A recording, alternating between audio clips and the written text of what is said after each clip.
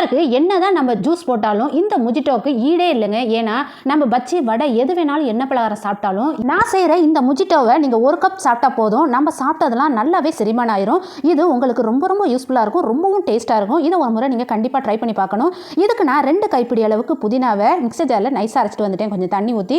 இப்போ அடுத்ததாக பார்த்தீங்கன்னா ஒரு 5-6 லெமனை ஜூஸாக புழிஞ்சு ரெடி பண்ணி வச்சிருக்கேன். அடுத்ததாக ஸ்டவ்வில் ஒரு பாத்திரம் வச்சிருக்கேன். அதில் 1/2 லிட்டர், அதாவது 2 கப் அளவு சர்க்கரை, அதே மாதிரி 1.5 கப் அளவு தண்ணி சேர்த்திருக்கேன். ஏன்னா நம்ம இந்த புதினாவை அரைச்சி ஊத்தையில் 2 கப் அளவு தண்ணியும் ஆயிரும். அதாவது 2 கப் அளவு சர்க்கரை, 2 கப் அளவு தண்ணி சேர்த்து இதை நல்லா கொதிக்க விடணும். நல்லா கொதி வந்ததுக்கு அப்புறம் 1/2 ஸ்பூன் மிளகுத்தூள், 1/2 ஸ்பூன் சால்ட், இது ரெண்டும் கண்டிப்பாக இதில் சேர்க்கணும். ஏன்னு கேட்டிங்கன்னா இதில் கொஞ்சம் காரம் இருக்கணும், அப்போ தான் நல்லா டேஸ்ட்டாக இருக்கும், செரிமான சக்தியும் இருக்கும். இதில் கலருக்காக நான் ஃபுட் கலர் சேர்க்குறேன். இதுலேயே கலர் இருக்கும், இருந்தாலும் நான் கொஞ்சமாக 2 சொட்டுக்கிட்ட ஃபுட் கலர் சேர்த்துருக்கேன். சேர்த்துட்டு நல்லா கொதி வரும், அதாவது பிசுபிசுப்பு தன்மை வந்தவுடனே நம்ம இதில் லெமனை ஊற்றி நல்லா கொதிக்க வச்சு கொஞ்சம் தண்ணி சுண்டினதுக்கப்புறம் இதில் நம்ம வடிகட்டி வேறு பாத்திரத்துக்கு மாற்றணும். இதை நீங்கள் பாட்டிலில் ஸ்டோர் பண்ணி வச்சு உங்களுக்கு தேவையான அளவுக்கு சேர்த்துக்கோங்க. இதில் காரமும் இருக்கும், உப்பு இனிப்பு எல்லாமே சேர்ந்த மாதிரி ஒரு டேஸ்ட்டு. இப்போ பார்த்தீங்கன்னா நானே இந்த முஜிட்டோவை கலந்து காமிக்கிறேன், நீங்களே பாருங்கள். உங்கள் கண்ணு முன்னாடி நடக்கிறது எல்லாமே உண்மைதான். ஏற்கனவே நம்ம செஞ்ச பானத்தில் சர்க்கரை இருக்கும், வேணும்னா நீங்கள் சேர்த்துக்கோங்க, இல்லைன்னா நீங்கள் அதை ஸ்கிப் பண்ணிக்கோங்க. நான் சர்க்கரை எல்லாமே இதில் சேர்த்துருக்கேன்.